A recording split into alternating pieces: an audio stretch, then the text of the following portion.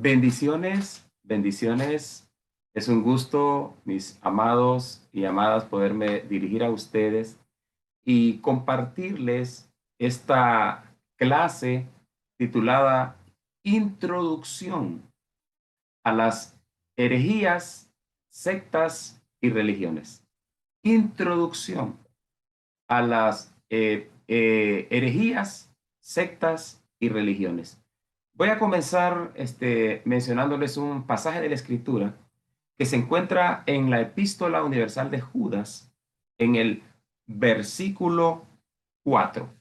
Versículo 4. Cuando una epístola, como es el caso de Judas, no tiene capítulo, entonces uno se va directamente al versículo. Dice el versículo 4, pero el versículo 4 está titulado Falsas doctrinas y falsos maestros.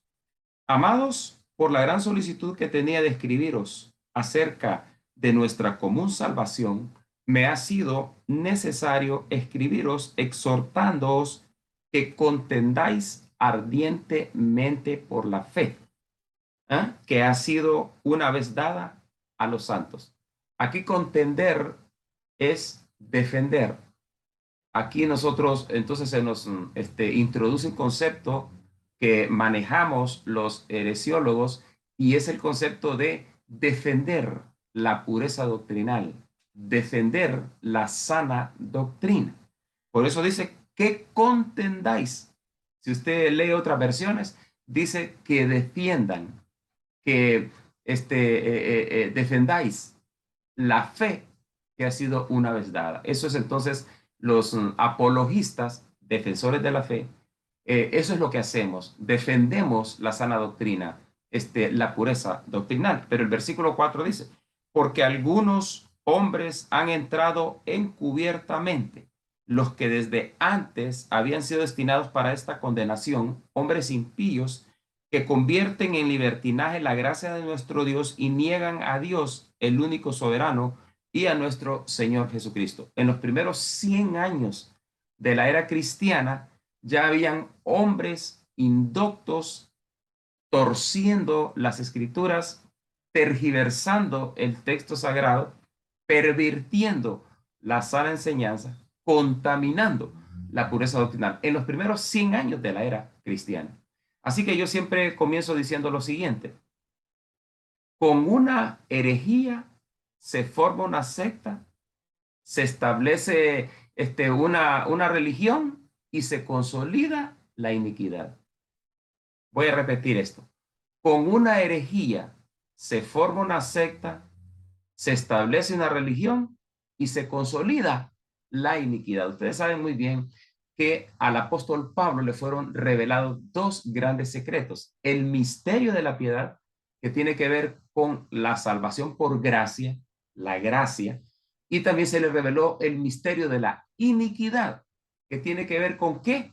Que tiene que ver con el nivel más elevado de maldad en el ser humano, comenzando con apartar a Dios. Recuerde usted que el vehículo que lleva al ser humano a la iniquidad es la apostasía. Ahorita mismo le voy a definir estos conceptos, ¿verdad? Por ejemplo, el término herejía. Si nosotros nos vamos a Gálatas, por ejemplo, capítulo, Gálatas capítulo 1, versículo 6, Gálatas capítulo 1, versículo 6, dice el apóstol Pablo, vamos a ver, no hay otro evangelio. El apóstol Pablo era un apologista de raza.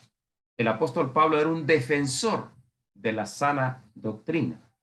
Y dice aquí el apóstol Pablo, no hay otro evangelio, titula el párrafo. Recuerda que la Biblia fue escrita en párrafos. Párrafos que pueden contener cualquier cantidad de versículos. En este caso, este párrafo tiene, ¿cuánto? 4 versículos, del 6 al 10. Capítulo 1. Estoy maravillado de que tan pronto os hayáis alejado. Pongan atención a este término, alejarse de Dios. Es uno de los conceptos de la definición de apostasía, alejarse de Dios. Él les dice, estoy sorprendido, dicen otras versiones. Estoy sorprendido de que tan rápido ustedes se apartaron del verdadero evangelio. Esa es la definición de maravillado en esta versión Reina Valera que les estoy leyendo hoy. Estoy maravillado de que tan pronto os hayáis alejado del que os llamó por la gracia de Cristo para seguir un evangelio diferente, otro evangelio, un evangelio diferente. No que haya otro, él lo establece claro. Hay otro, pero es falso. Hay otro, pero no es el verdadero. ¿Mm? No que haya otro, dice el versículo 7, sino que hay algunos que os perturban y quieren pervertir el evangelio de Jesucristo. Aquí ya nos empieza a dar definiciones sobre lo que es una herejía, porque una herejía es la que establece un falso evangelio, una herejía es la que establece un evangelio diferente, que no es el correcto, que no es el verdadero. Dice acá entonces, es una perturbación de una verdad bíblica. No que haya otro, es el versículo 7, sino que hay algunos que os perturban y quieren pervertir el evangelio de Cristo. Una herejía entonces es una perversión del verdadero evangelio. Una herejía es una perversión del verdadero evangelio, del verdadero evangelio, del verdadero evangelio y una perturbación de una verdad bíblica. Aquí nos define de entrada lo que es una herejía. Dice el versículo 8, mas si aún nosotros o un ángel del cielo os anunciare otro evangelio diferente del que hemos anunciado, sea anatema. Maldita ya la persona que enseña una herejía, que promueve una secta, que establece una religión y cuyo objetivo es llevarnos a la iniquidad a través de la apostasía. Entonces dice acá, mas a un ángel del cielo uno de nosotros anunciar otro evangelio diferente, el falso, otro evangelio diferente del que habéis anunciado sea anatema.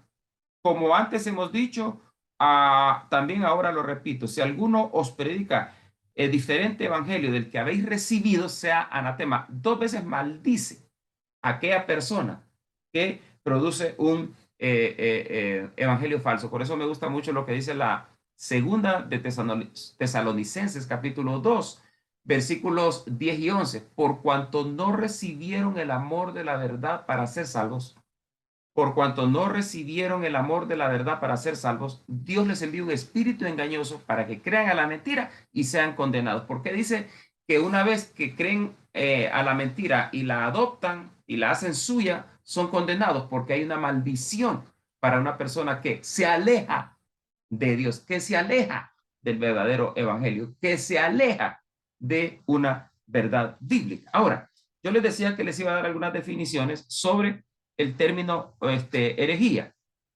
Es un latín hairesis.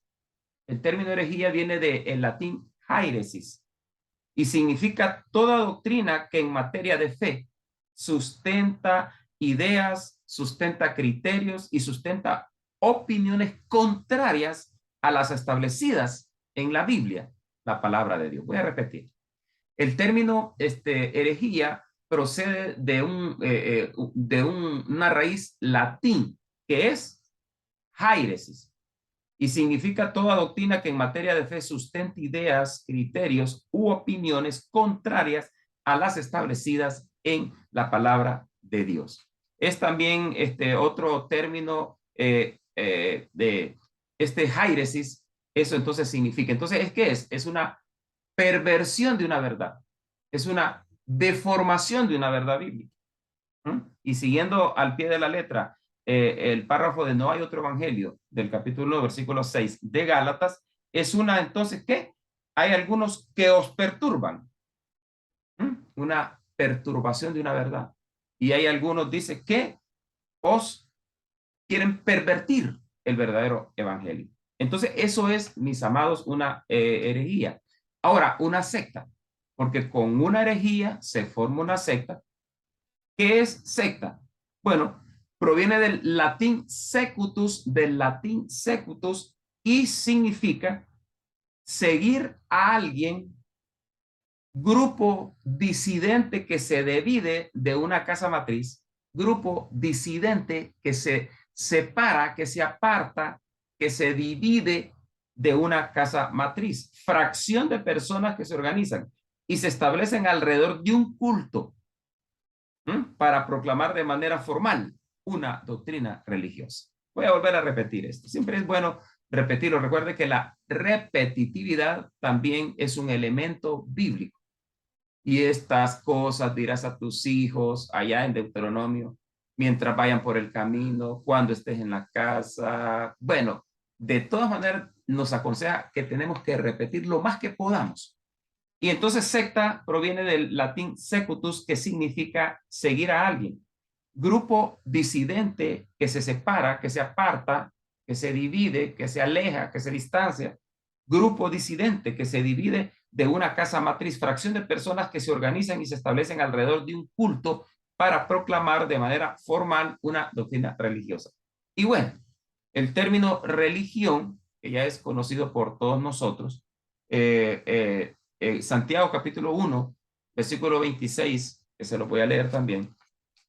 Santiago capítulo 1, 26, dice aquí: si alguno se cree religioso entre vosotros y no refrena su lengua, sino y no refrena su lengua, sino que engaña su corazón, la religión del tal es vana. Desde ahí ya nos introduce el concepto que hay una religión buena. Porque es que el problema, sabe que el término religión ha sido satanizado. El término religión ha sido satanizado. Pero fíjese que el DERAE, el Diccionario Enciclopédico de la Real Academia Española, ¿sabe qué dice refiriéndose al vocablo religión?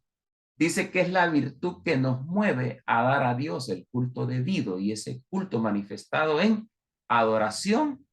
¿Mm? ¿Mm? Es la virtud que nos mueve a dar a Dios el culto debido, pero ese culto es manifestado ¿qué? En adoración y conducta. Hay otra definición también del diccionario enciclopédico. Dice que es el conjunto de creencias acerca de la divinidad. Le estoy mencionando conceptos textuales que nos da el diccionario enciclopédico de la Real Academia Española en relación al vocablo religión. Entonces, es el conjunto de creencias acerca de la divinidad. Entonces, el concepto de religión ha sido satanizado, que por cierto, eso no está bien. ¿Por qué? Porque el 26 de Santiago dice: alguno se cree religioso entre vosotros y no refrena su lengua, sino que engaña su corazón, la religión del tal es vana. Quiere decir que dice, nos está transmitiendo la idea que hay una religión pura. De hecho, el siguiente versículo 27 lo afirma. Dice: la religión pura y sin mácula delante de Dios, el Padre, es esta: visitar a los huérfanos y a las viudas en sus tribulaciones y guardarse sin mancha del mundo. Otras versiones dice: y vivir en santidad.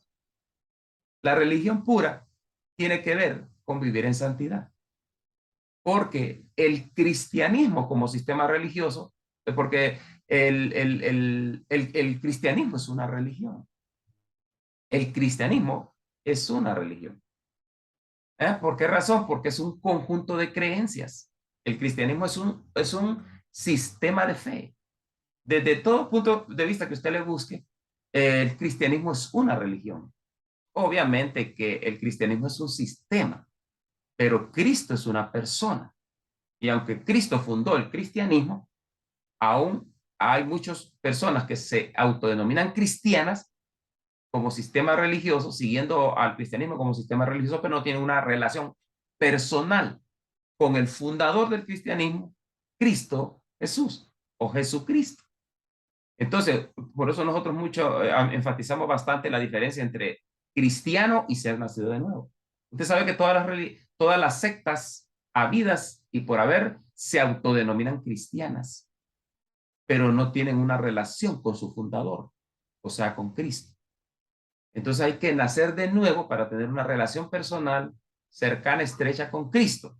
Entonces una cosa es el cristianismo y otra cosa es el nacido de nuevo. Una cosa es el cristiano y otra cosa es el nacido de nuevo. Otra cosa es el cristianismo y otra cosa es tener una relación personal con Cristo. Entonces, eso es religión, pero ya ustedes conocen el concepto de la iniquidad. ¿Mm? El concepto de la iniquidad, ¿cuál es el concepto de la iniquidad?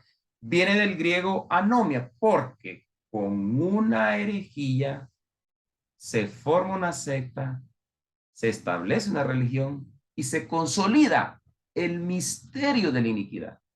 Ahora, ¿qué es iniquidad? Del griego anomia, que significa sin ley, sin disciplina, sin orden. No puede haber orden sin disciplina. Entonces, los sin ley, hoy tenemos una secta que se llama Creciendo en Gracia, fundada por José Luis de Jesús Miranda, ¿m? Un personaje de origen puertorriqueño cubano, o cubano puertorriqueño, que ya murió. Y usted sabe que promovió esa secta sacando de contexto. Hay una regla de hermenéutica, de interpretación bíblica, que dice que todo texto sacado de su contexto es un pretexto. Todo texto sacado de su contexto es un pretexto. Esa es una regla de interpretación bíblica de las 24 que existen. Y él tergiversó, torció, pervirtió, deformó, perturbó un pasaje de la Biblia que dice que por cuanto el pecado abundó, sobreabundó la gracia. O sea, en otras palabras, si el pecado es así, la gracia es así. Si el pecado es así, la gracia es así. Entonces, ese texto fue sacado de contexto y fue manipulado por este señor al grado de decir que ellos eran los promoviendo la gracia, pero la gracia mal interpretada, pero el tema de la gracia manoseado. Entonces, ese señor tomó ese pasaje de la Biblia y entonces él decía que mientras más pecaba uno, mientras más peque el ser humano, más crece en gracia. Y entonces difundieron eso y ellos, pues ellos bebían, ellos tenían varias mujeres, bueno, todo lo que usted puede imaginarse de pecado. ¿Eh? Entonces, esta secta, por ejemplo, dice que ellos son amantes de las epístolas paulinas. Y como en las epístolas paulinas se proclama el Evangelio de la Gracia, ¿eh? Y que de la única manera para crecer en gracia es pecando, mire usted cómo ese pasaje está en la Biblia y es bíblico, pero mal interpretado. La gracia, como decía Judas, el pasaje que leímos, que hombres impíos que convierten la gracia en libertinaje. O sea que ya el apóstol Judas ya había profetizado de creciendo en gracia. Óigame bien, en los primeros 100 años de la era cristiana, ya el apóstol Judas ya había profetizado de estos herejes de creciendo en gracia. Porque dice que muchos hombres han entrado encubiertamente, hombres impíos, que convierten la gracia en libertinaje. Hombres, dice, destinados para esta condenación, o sea, ya destinados para condenación, ya sellados. ¿Se acuerda usted lo que le mencioné? De que anatema, maldito, ya maldita una persona que introduce una herejía, que forma una secta, que establece una religión y consolida la iniquidad a través del vehículo de la apostasía. ¿Ve usted entonces qué tremendo? Ya el apóstol Judas ya había profetizado de estas personas. Ya había dicho que son hombres destinados para condenación, no porque el Señor los condenó para que se perdieran, no, porque Él murió por todos. Pero en su omnisciencia, que todo lo sabe, Él ya sabía que no iban a aceptar el Evangelio de la gracia, que Él sabía que no iban a aceptar la verdad, sino que la iban a torcer, la iban a tergiversar, la iban a perturbar, la iban a deformar. Una deformación de una verdad bíblica. Entonces, mire usted qué tremendo es. Entonces, iniquidad viene del griego anomia, que significa sin ley. Hoy tenemos a la secta de Creciendo en Gracia que proclama interpreta de manera inadecuada el tema de la gracia, pero también tenemos el otro extremo, aquellos tan amantes de la ley, los judeomesiánicos, tan amantes de la ley que piensan que pueden cumplir la ley Y usted y yo ya sabemos, los estudiosos en las Escrituras sabemos para qué vino Jesús, porque nadie podía cumplir con la ley. Pero los judeos mesiánicos, ¿ah? Que quieren judaizar el evangelio, que andan con su kipa, ¿ah? Que andan con su talid, que andan con su sisí, que andan con todos sus elementos judíos, y que se creen judíos, pero no lo son, dice Judas, que creyéndose judíos no lo son y los has hallado mentirosos. Entonces, ¿qué pasa? Ya también el apóstol Juan en Judea ya había profetizado también de estos judeo-mesiánicos, estos movimientos judeo-mesiánicos que proclaman los nombres Kadosh. No, ya no voy a decir Jehová, ya no voy a decir Jehová, voy a decir Yahweh, ya no voy a decir Jesús, voy a decir Yahshua, ya no voy a decir Espíritu Santo, voy a decir Ruach HaKodesh, etcétera, etcétera, etcétera. Y han tenido que mandar a hacer sus propias Biblias, porque ya esta Reina Valera ya la consideran desfasada, obsoleta, y que no, esta Biblia ya no está muy vieja, hay que actualizarla. Entonces, vea usted, iniquidad, del griego anomia, que significa sin ley, ausencia de ley. Ve los extremos. Aquellos rechazan la ley y adoptan la gracia, creciendo en gracia. Pero los judíos mesiánicos rechazan la gracia y adoptan la ley. Dice acá, iniquidad del griego anomia, que significa sin ley, ausencia de ley, ausencia de orden, ausencia de estructura y por lo tanto anarquía. Recuerde que la anarquía es caos, es desorden, es confusión. Caos, desorden, confusión, anarquía. Por eso cuando en segunda de Tesalonicenses en el capítulo 2 nos habla del hombre de pecado, del hijo de perdición, del anticristo, el personaje que aparecerá una vez que la iglesia sea arrebatada y que aparecerá en el periodo de gran tribulación, en el cual la iglesia no pasará por la gran tribulación. Entonces, ¿cómo lo llama? Inicuo. Voy a leérselos, no tenía planificado leérselos, pero sí me gustaría. Dice aquí en la segunda de Tesalonicenses, vamos a ver, capítulo 4. Vamos a ver, capítulo 12. Primera, vamos a ver si lo tenemos en el versículo 4. Entonces es segundo de Tesalonicenses 2, manifestación del hombre de pecado. El hombre de pecado, el anticristo. Dice, pero con respecto a la segunda venida de Señor Jesucristo y nuestra reunión con Él, os rogamos, hermanos, que no os dejéis mover fácilmente. No os dejéis mover fácilmente, hermano, de la forma de pensar adecuada, de la forma de pensar correcta, de la forma de pensar bíblica. Dice, pero con respecto a la segunda venida de nuestro Señor Jesucristo y nuestra reunión con Él, os rogamos, hermanos, que no os dejéis mover fácilmente. Mire, era un apologista de primera categoría el apóstol Pablo. Que no os dejéis mover fácilmente de vuestro modo de pensar, ni os conturbéis, ni por espíritu, ni por palabra, ni por carta, como si fuera nuestra, en el sentido de que el día del Señor está cerca. Nadie os engañe en ninguna manera, porque no vendrá sin que antes venga. ¿Quién no vendrá? Jesucristo. En su en la primera etapa de la segunda venida, que es el arrebatamiento. El arrebatamiento es la primera etapa de la segunda venida de Cristo. El establecimiento del reino milenial aquí en la tierra, cuando comienza el milenio y cuando termina la tribulación y comienza el milenio, es la segunda etapa de la segunda venida, cuando Él pone los pies sobre el monte de los olivos. Pero dice acá, no os conturbéis, ni por espíritu, ni por palabra, ni por carta, como si fuera en el sentido de que el día del Señor está cerca. Nadie os engañe en ninguna manera, porque no vendrá Cristo sin que antes venga la apostasía. O sea, antes de que venga Cristo, se va a manifestar la apostasía. ¿Y quién va a promover la apostasía? El anticristo. Pero como el anticristo aparece en persona hasta en el periodo de gran tribulación, el espíritu del anticristo está vigente. El personaje aparece hasta en el periodo de la gran tribulación, pero el espíritu del anticristo aparece en los primeros 100 años de la era cristiana, y lo vamos a leer acá. Por eso estoy leyendo este pasaje. Dice, nadie os engañe, no vendrá sin que antes venga la apostasía y se manifieste el hombre de pecado, el hijo de perdición, el cual se opone y se levanta contra todo lo que se llama Dios, o es objeto de culto, tanto que se siente en el templo de Dios como Dios, haciéndose pasar por Dios. ¿Por qué no es un antipadre? Porque no está interesado en sustituir al Padre. ¿Por qué no es un anti-Espíritu Santo? Porque no está interesado en sustituir al Espíritu Santo.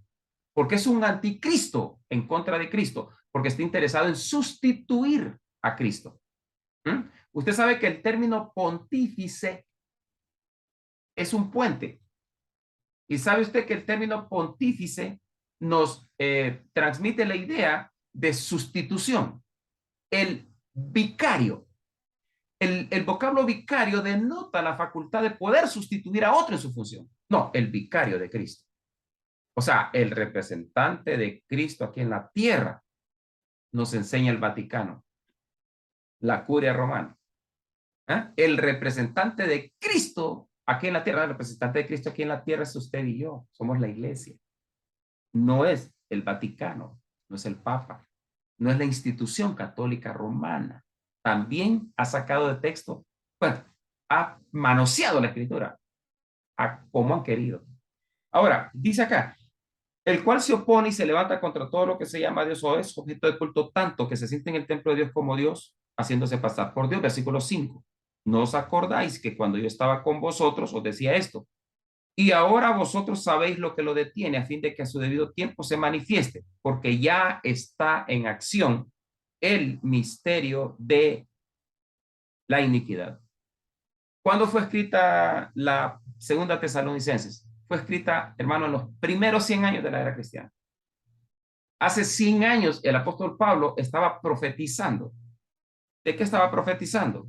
Estaba profetizando de que ya en la época de él, ya el misterio de la iniquidad, les estoy leyendo la definición de iniquidad, que en el tiempo de él ya la manifestación de la iniquidad ya se veía. ¿Eh? La manifestación de la iniquidad. ¿Qué es iniquidad? Del griego anomia, que significa sin ley, ausencia de ley. Yo voy a hacer lo que yo quiera. Yo voy a hacer mi propia Biblia. No, yo voy a establecer mis propios credos. No, yo voy a proclamar mis propios dogmas. ¿Mm? Dice, iniquidad del griego anomia, que significa sin ley, ausencia de ley, ausencia de orden, ausencia de estructura y por lo tanto anarquía, caos, anarquía religiosa, confusión, perversión, deformación, tergiversación. Bueno, en materia de doctrina. Dice acá entonces, confusión, en donde el inicuo se vuelve un transgresor, el inicuo transgrede las leyes y no se sujeta a ningún tipo de ley, menos a la de Yahweh. Así que este misterio de la iniquidad tiene que ver con el plan secreto. ¿Qué es iniquidad en términos simples? Iniquidad es el plan, tiene que ver con el plan secreto de maldad diseñado por el infierno para divorciar a la persona de Dios, para separar a la persona de Dios, para alejar, para distanciar a la persona de Dios. ¿Eh? Porque el enemigo sabe que cuando la persona está alejada de Dios, se va a perder. Y Dios no quiere que nadie se pierda, que nadie perezca, sino que todos procedan al arrepentimiento. Entonces, ¿qué hace él? Alejar al ser humano, pero el ser humano ya lo tiene en la bolsa, la persona no creyente, al inconverso, al no converso ya lo tiene en la bolsa. Pero entonces, ¿con quién está trabajando? Con el creyente para separarlo de Dios, para divorciarlo. ¿A través de qué? A través de la doctrina. Pervertir la verdad, falsa doctrina. Perversión de la verdad, falsa doctrina. Deformación de la verdad, falsa doctrina. Tergiversación de la verdad, falsa doctrina. Torcer la verdad, falsa doctrina. Entonces, por eso, ¿cuál es el objetivo entonces? Tiene que ver, la iniquidad tiene que ver con el plan secreto de maldad diseñado por el infierno para divorciar al creyente de Dios en todas sus formas, especialmente en el área espiritual doctrinal, utilizando como brazo derecho la apostasía. Entonces, el espíritu del anticristo ya está en acción, dice el versículo 7, porque ya está en acción el misterio de la iniquidad. Misterio. Muchas veces no, si no tenemos la revelación del espíritu, no podemos detectar. Muchas veces si no tenemos la revelación del espíritu, no podemos discernir. Muchas veces si no tenemos la revelación del espíritu, mire, el don de discernimiento de espíritus tiene su asiento en las escrituras. El único antídoto en contra de la herejía es el conocimiento profundo de las Escrituras. El único, el único, el único antídoto en contra de la herejía es el conocimiento profundo de las Escrituras.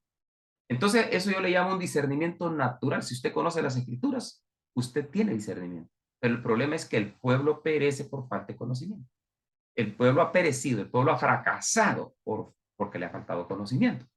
Entonces, ¿qué pasa? Por esa falta de conocimiento no logramos discernir, no logramos detectar en dónde se oculta, qué es lo que está escondido. ¿Mm? Por eso habla de misterio, un misterio que es algo oculto, algo que no está revelado, algo que está en secreto. ¿Mm? Por eso es entonces la iniquidad. Pero aquí me interesa seguir leyendo porque ya está en acción el versículo 7 del capítulo 2 de segunda de Tesalonicenses. Porque ya está en acción el misterio de la iniquidad, solo que hay quien al presente lo detiene hasta que él a su vez sea quitado de en medio. Y entonces se manifestará aquel inicuo. ¿Quién es el que promueve la iniquidad? El espíritu del anticristo. Mire, la preposición anti. ¿Por qué las baterías del anticristo están enfocadas en la persona de Jesucristo? Porque Jesucristo es el autor y consumador de la fe, o sea, el autor de la salvación. Es Jesucristo.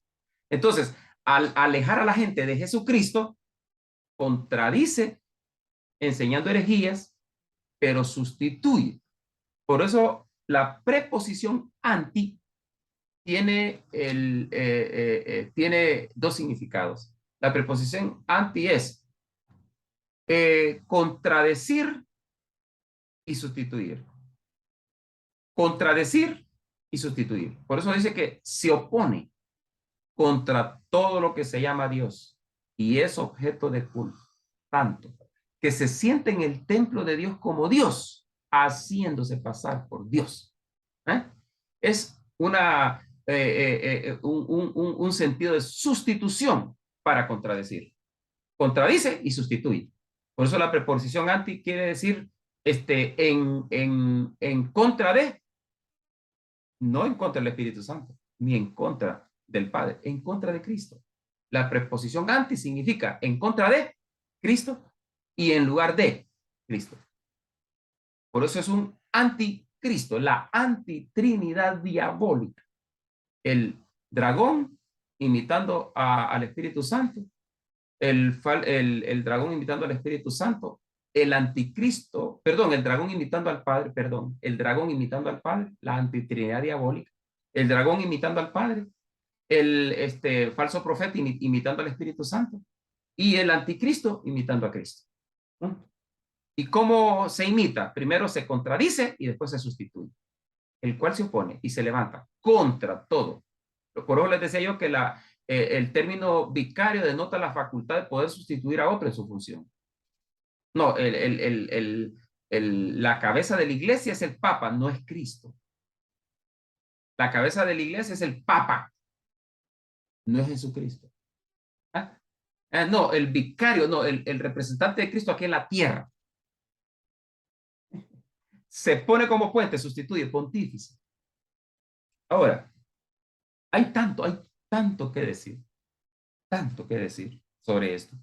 Entonces dice acá que inicuo, cuyo advenimiento, mire, inicuo, y se manifestará aquel inicuo, a quien el Señor matará con él, o sea, que él es el promotor de la iniquidad. Él es el promotor de la iniquidad. Inicuo dice, por obra de Satanás, con gran poder y prodigios mentirosos, y con todo engaño e iniquidad para los que se pierden. Por cuanto no recibieron el amor de la verdad para ser salvos, por eso Dios les envía un espíritu engañoso. El inicuo promueve la iniquidad. El espíritu del anticristo. Las sectas son como el cuerpo del anticristo.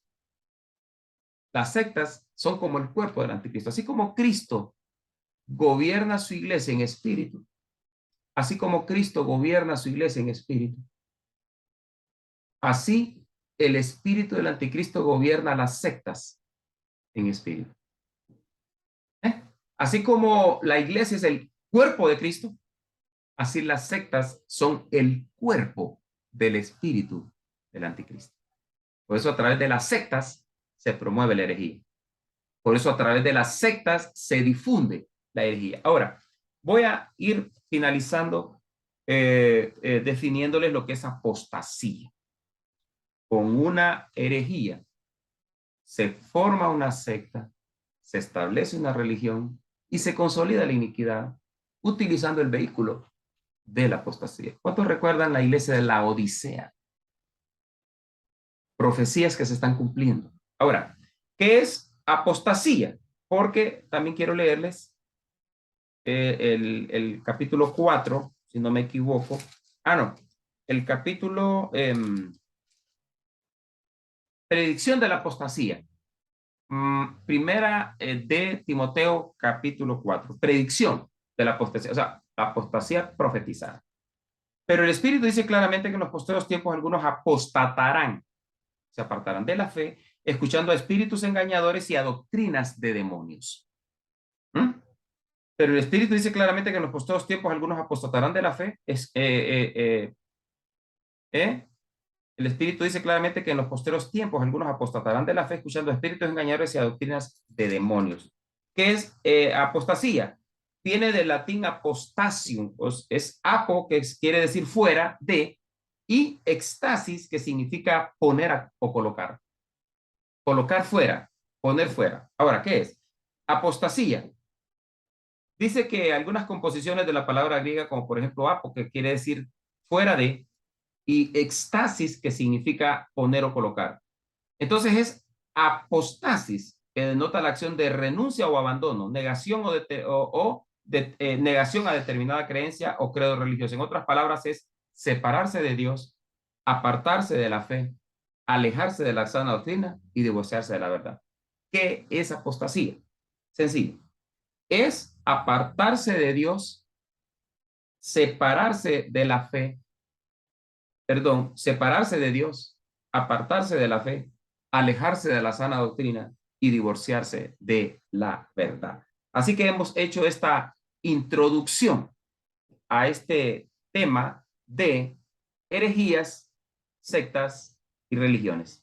Amadísimos y amadísimas, espero hayan sido tremendamente edificados a través de esta introducción. Así que bendigo sus vidas, adelante, a defender la sana doctrina, a defender la sana enseñanza frente a esta profecía de la iglesia de la Odisea que se iba a manifestar la apostasía. Bendiciones.